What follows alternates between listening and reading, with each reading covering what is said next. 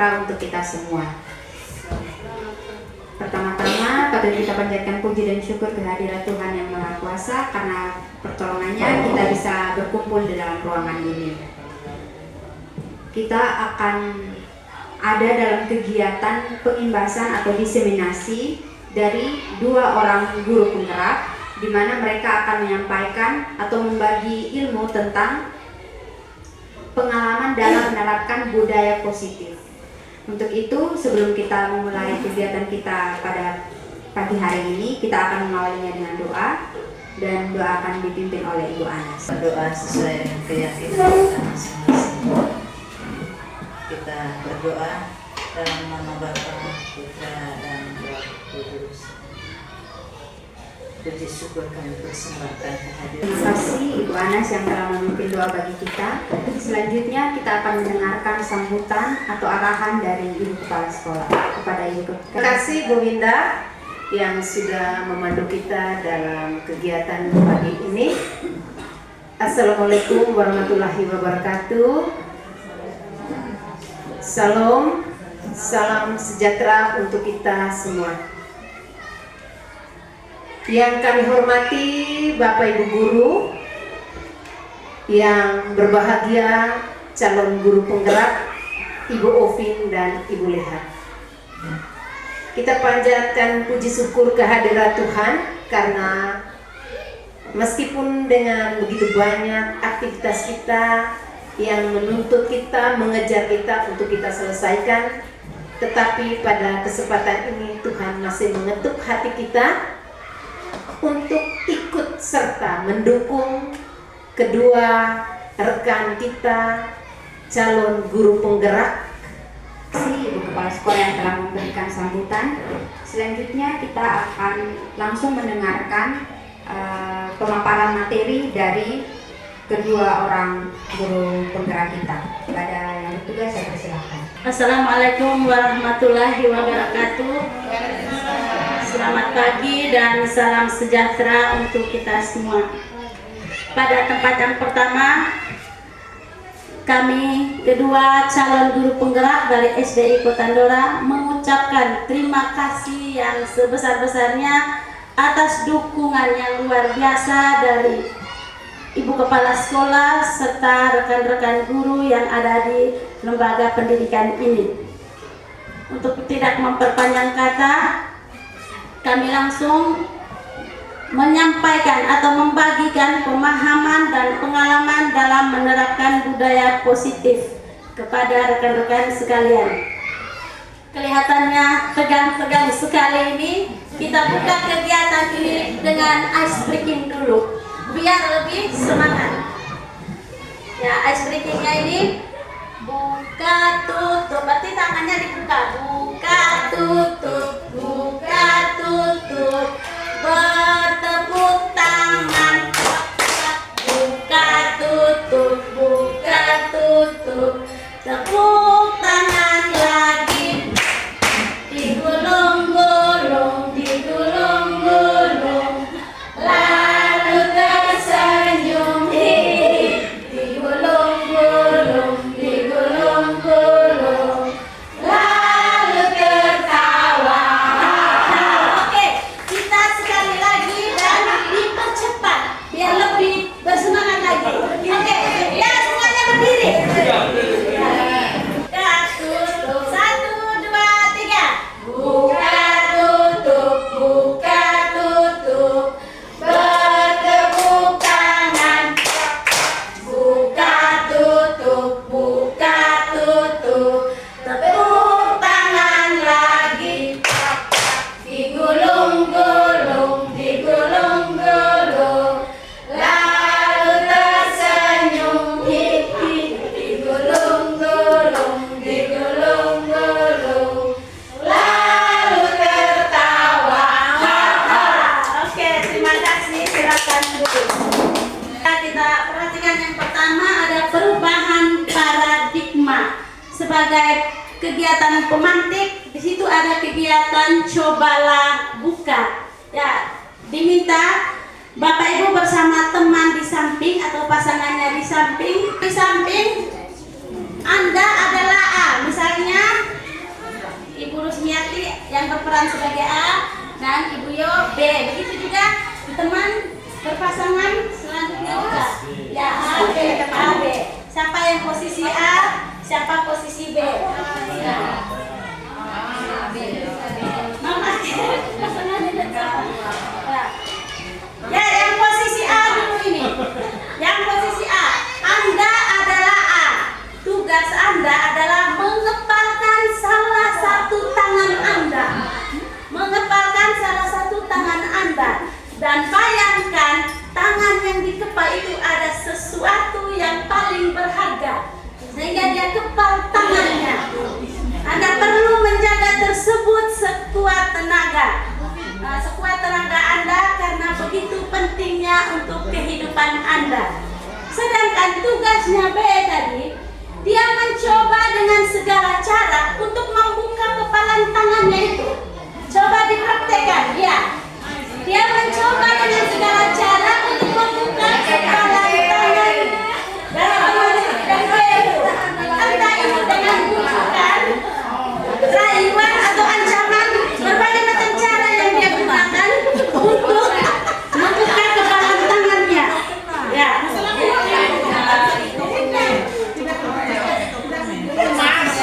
Apakah bisa tidak? Setelah itu coba bergantian. Yang satunya tadi yang posisi A sekarang bergantian. Yang B dia ganti perannya sebagai A dan yang A berperan sebagai B. Coba gantian. Gantian.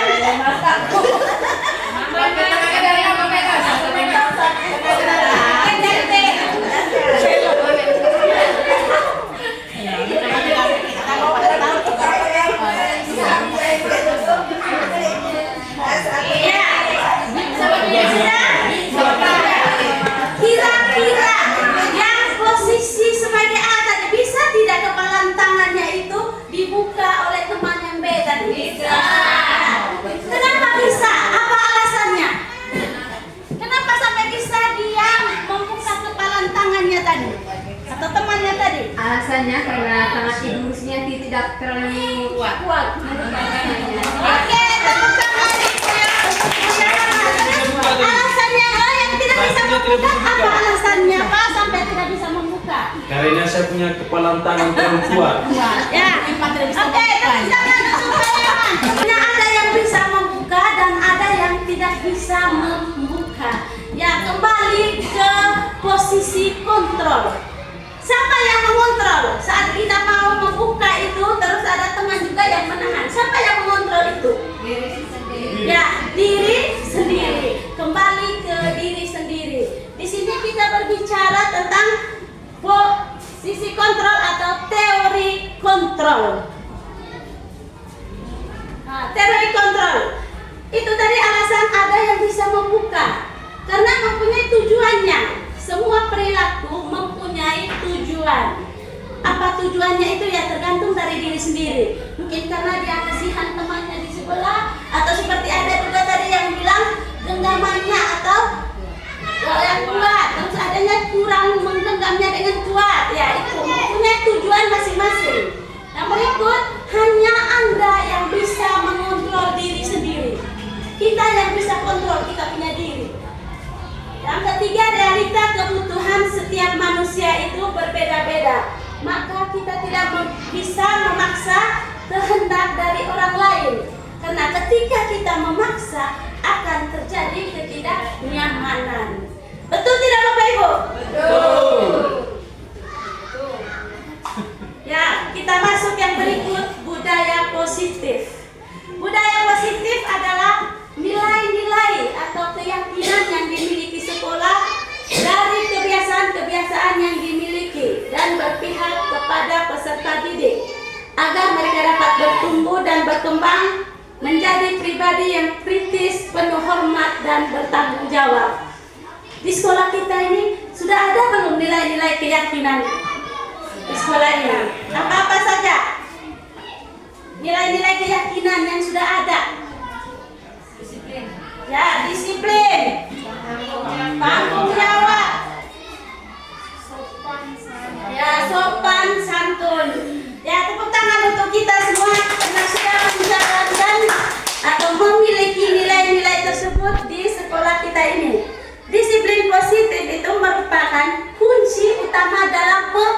mewujudkan budaya positif yang kita cita-citakan untuk sekolah.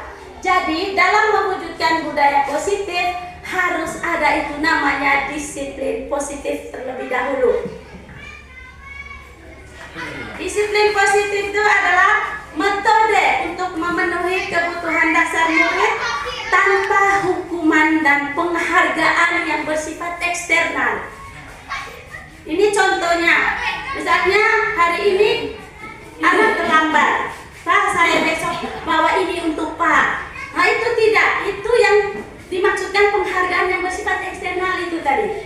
Ya, disiplin positif itu merupakan metode untuk memenuhi kebutuhan dasar murid tanpa hukuman dan penghargaan yang bersifat eksternal. Tujuan dari disiplin positif adalah menanamkan motivasi pada peserta didik untuk menjadi orang yang mereka inginkan dan menghargai diri sendiri dengan nilai-nilai yang mereka percaya. Peran guru dalam mewujudkan budaya positif adalah menuntun murid menjadi pribadi yang bertanggung jawab. Disiplin positif akan melahirkan nilai-nilai kebajikan seperti yang termuat dalam profil pelajar Pancasila. Ya Bapak Ibu, dalam profil pelajar Pancasila ini ada berapa nilai yang kita percaya? Yang sudah kita jalankan ada berapa? Ada 6. Yang pertama, beriman dan bertakwa kepada Tuhan yang Maha Esa. Beriman dan bertakwa kepada Tuhan yang Maha Esa. Ya, contoh yang sudah kita lakukan itu seperti pembiasaan berdoa sebelum dan sesudah mulai kegiatan, merupakan salah satu cara untuk menanamkan keimanan dan ketakwaan. Yang berikut, mandiri. Budaya literasi dan kemampuan untuk mengambil inisiatif sendiri. Itu merupakan nilai penting yang ditanamkan pada peserta didik. Nilai yang ketiga, bernalar kritis. Memberikan ide atau gagasan secara kritis dan konstruktif membantu mengembangkan kemampuan berpikir kritis. Ya, nilai yang keempat, berkebinekaan global. Ya, contohnya itu menyanyikan lagu wajib nasional dan menghargai keragaman budaya. Ya, adalah nilai yang mendukung persatuan dan kesatuan. Dan nilai yang kelima, gotong royong. Melalui diskusi atau kegiatan Jumat Bersih, nilai gotong royong diajarkan kepada siswa. Selain itu, ada juga nilai-nilai kebajikan universal yang harus dipahami oleh guru, seperti hormat dan santun, rendah hati, suka menolong, kejujuran. Nilai-nilai ini membentuk dasar untuk menciptakan lingkungan belajar yang positif dan memotivasi siswa untuk berperilaku baik. Berikut hukuman, konsekuensi, dan restitusi. Supaya kita lebih memahami apa itu hukuman, konsekuensi, dan restitusi, kita akan mempelajari beberapa kasus yang disajikan. Ya, contoh kasusnya. Ya, contoh kasus yang pertama, Kuel datang terlambat ke sekolah sekitar 20 menit. Pak Yohan marah sekali karena Kuel sudah sering kali terlambat. Tanpa berpikir panjang, Pak Yohan langsung memarahi Kuel dan menyuruh Kuel berlari keliling lapangan bola sebanyak 10 kali. Tindakan Pak Yohan di sini adalah sebuah penerapan apa? Apakah itu hukuman, apa itu konsekuensi, atau apakah itu restitusi? Ya Bapak Ibu, tindakan yang dilakukan Pak Yohan itu ini merupakan hukuman. Dari tindakan ini betul sekali ini hukuman karena terlihat dari tindakan yang dilakukan Pak Yohan itu. Pak Yohan langsung memarahi Kuel dan menyuruh Kuel berlari keliling lapangan bola sebanyak 10 kali. Oke, kita lanjut ke kasus yang kedua. Afia tidak belajar sebelum ujian. Saat ujian, Afia menyontek pekerjaan temannya dan Ibu Leha melihat hal itu. Setelah selesai ujian, Ibu Leha memanggil Afia ke kantor untuk menindaklanjuti kasus yang dilakukan Afia. Tindakan Ibu Leha adalah sebuah penerapan apa? Itu kira-kira apa itu Bapak Ibu? Konsekuensi. Tindakannya yang dijawab oleh Bapak Ibu konsekuensi. Ya, sebelum saya menjawab kasus yang kedua ini, kita lanjut dulu ke kasus yang ketiga supaya sekalian penjelasan. Yang ketiga, Siti mencoret-coret buku Tini. Ibu guru meminta Siti segera membersihkan coretan di buku Tini. Tindakan ibu guru tersebut adalah penerapan titik-titik. Tindakan ibu guru tersebut adalah titik-titik. Apa? Yang ketiga, oke, di sini kita kembali membahas kasus yang kedua. Yang benar di sini itu yang disebut restitusi. Nah, Ibu Leha pada kasus kedua, Ibu Leha dia melihat Afia menyuntik temannya, tapi dia tidak langsung mengambil tindakan di saat itu.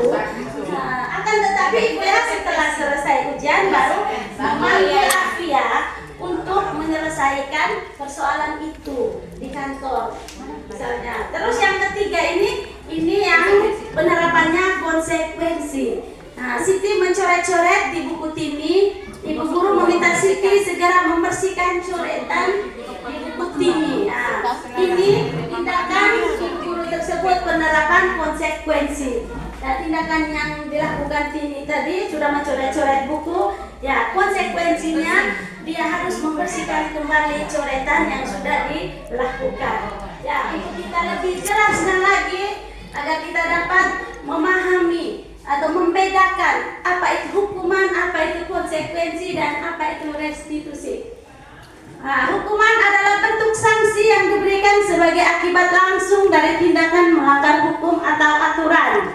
Biasanya bersifat negatif dan bertujuan untuk menghukum pelaku. Contohnya penalti, teguran, atau penurunan nilai. Itu hukuman. Yang berikut konsekuensi. Konsekuensi adalah akibat dari tindakan yang dilakukan. Nah, dalam pendekatan disiplin positif, konsekuensi lebih berfokus pada pembelajaran daripada hukuman. Ya, seperti yang sudah kita lihat pada kasus yang ketiga tadi. Tujuannya adalah membantu murid memahami dampak dari tindakan mereka dan membuat pilihan yang lebih baik di masa depan. Sedangkan restitusi adalah proses menciptakan kondisi bagi murid untuk memperbaiki kesalahan. Ya, pada kasus yang kedua tadi, si Afia itu yang menyontek saat ujian. Ini melibatkan pemulihan dan perbaikan sehingga murid dapat kembali ke kelompok mereka dengan karakter yang lebih kuat. Restitusi memperkuat pendekatan pemulihan dan membangun hubungan yang positif. Ya, di sini berarti anak tidak merasa disalahkan. Ya, dia bisa terbangun lagi dari kegiatan atau pelanggaran apa yang sudah dia lakukan dengan memberikan penguatan-penguatan yang positif. Yang berikut keyakinan kelas. Saya yakin ini di kelas-kelas yang jelas Bapak Ibu sudah buat keyakinan kelas. Sekarang pertanyaannya, mengapa keyakinan kelas bukan peraturan kelas? Ya, Bapak Ibu, ada yang mau memberikan alasan kenapa keyakinan kelas bukan peraturan kelas? Ya, karena kita dipancing dengan pertanyaan, tapi kan yang menyatakan benar dan salah itu ada pada pemateri.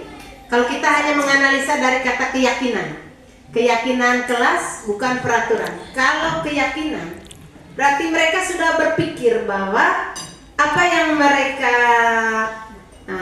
konsepkan atau ide apa yang harus dibuat, itu mereka yakin bahwa itu membawa satu perubahan. Tapi kalau peraturan, berarti mereka itu diatur oleh orang. Jadi bukan karena berdasarkan bahwa mereka yakin bahwa kalau begini pasti membawa ke perubahan yang positif. Kalau saya hanya dari kata peraturan dan keyakinan saja. Oke, luar biasa alasannya dan sudah menghampiri ke kebenaran. Dan sesungguhnya ini tidak ada yang benar dan tidak ada yang salah. Kita sama-sama belajar. Ya, tadi sudah dikatakan keyakinan kelas itu sesuatu yang sudah diyakini. Sedangkan peraturan kelas itu yang dibuat karena memang dibuat oleh seseorang dan menyatakan harus suatu keharusan, tapi untuk dirinya sendiri. Ya. Keyakinan kelas ini untuk lebih jelasnya, mengapa keyakinan kelas bukan peraturan kelas? Ya, peraturan kelas itu dibuat oleh guru tanpa memperhatikan atau melibatkan warga kelas untuk menyampaikan pendapatnya, sehingga objek yang menjalankan tentunya merasa jenuh atau tertekan karena itu peraturan dibuat oleh dirinya sendiri.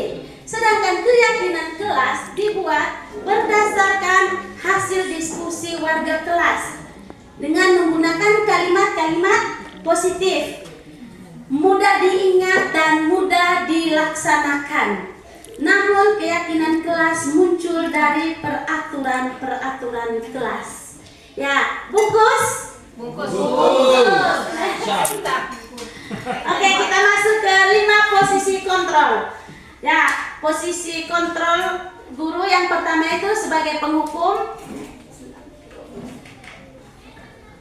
Yang kedua, pembuat merasa bersalah. Dan yang ketiga, posisi kontrol yang ketiga itu sebagai teman.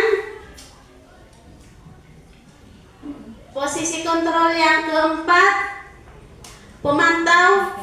Dan posisi kontrol yang kelima, guru sebagai manajer.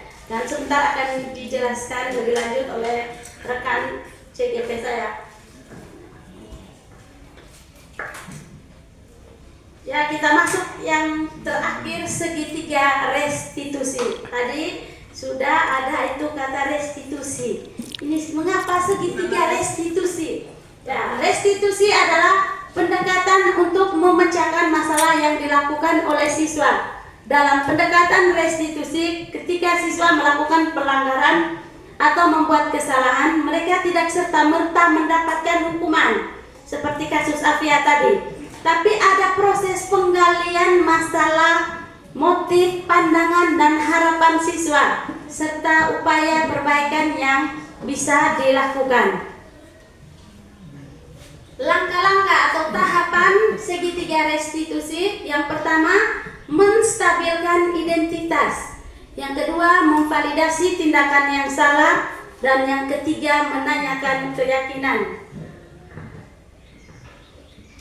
Ya, menstabilkan identitas ini mengubah identitas anak dari orang yang gagal karena melakukan kesalahan menjadi orang yang sukses. Ya, seperti kasus Afia tadi, kesalahannya tadi sudah menyontek. Terus Ibu Leha memanggil Afia. Pada saat menyelesaikan persoalan ini, Ibu Leha tidak langsung menjas atau oh ya tadi kamu sudah salah, ini tidak, tapi ada langkah-langkahnya. Langkah-langkah yang pertama itu menstabilkan identitas. Kata-katanya juga, ya bisa ini berbuat salah itu tidak apa-apa. Tidak ada manusia yang sempurna. Saya juga melakukan kesalahan seperti itu. Ya, ini bermaksud untuk menstabilkan kembali identitasnya karena dia sudah tahu dia sudah berbuat salah. Ya, terus langkah yang kedua, memvalidasi tindakan yang salah. Nah, semua tindakan manusia baik atau buruk pasti memiliki maksud atau tujuannya. Ya, yang jelas setelah memanggil Afia itu tadi, langkah yang kedua,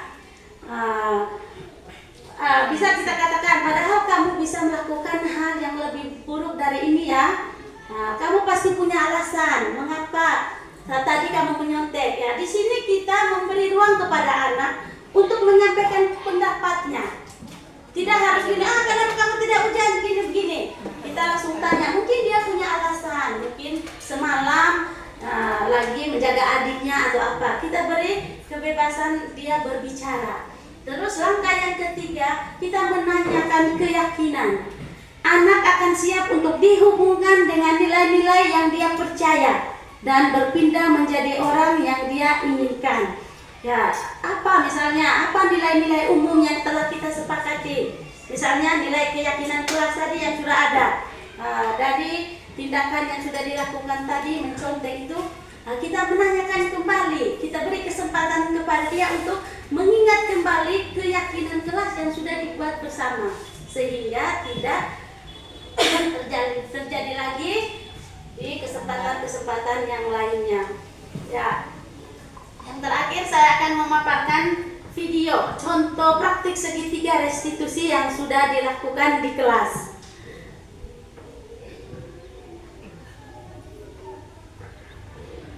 Itu tadi Bapak Ibu praktik segitiga restitusi yang sudah dilakukan di kelas.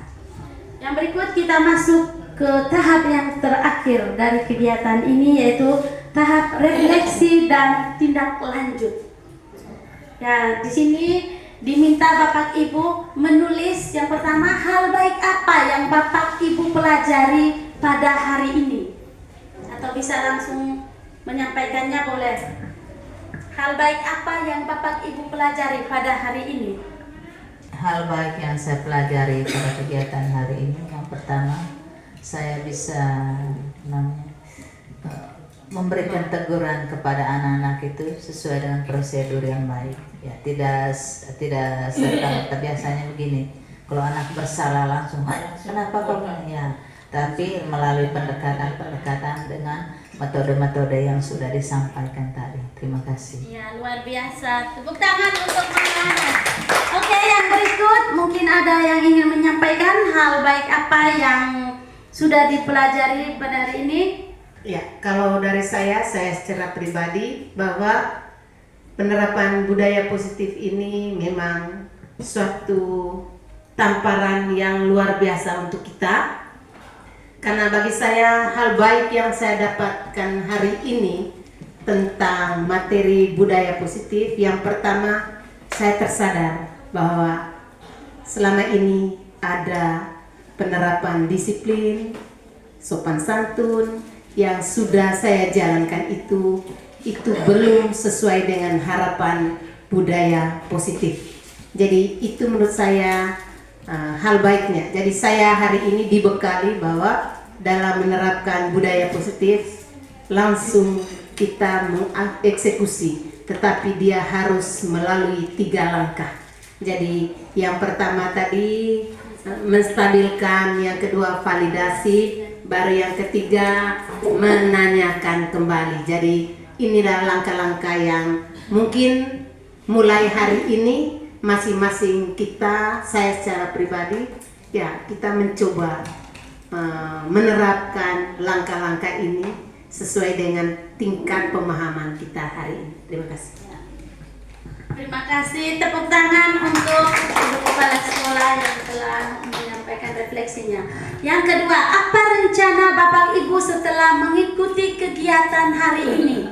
Atau tindak lanjut setelah mengikuti kegiatan hari ini? Atas waktu yang diberikan kepada saya,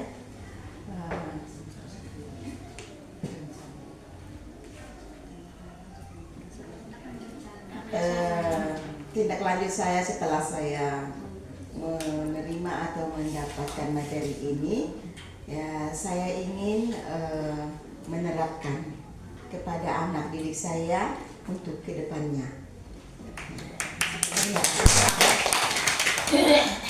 Luar biasa, terima kasih Mama Rusmiati. Tindak lanjutnya akan menerapkan apa yang sudah didengar, didapat pada hari ini. Ya, yang berikut saya minta satu lagi. Jadi baik, terima kasih atas waktu yang diberikan. Jadi setelah saya mengikuti kegiatan ini, tindakan yang saya akan lakukan pada peserta didik, jadi saya akan memberikan mereka suatu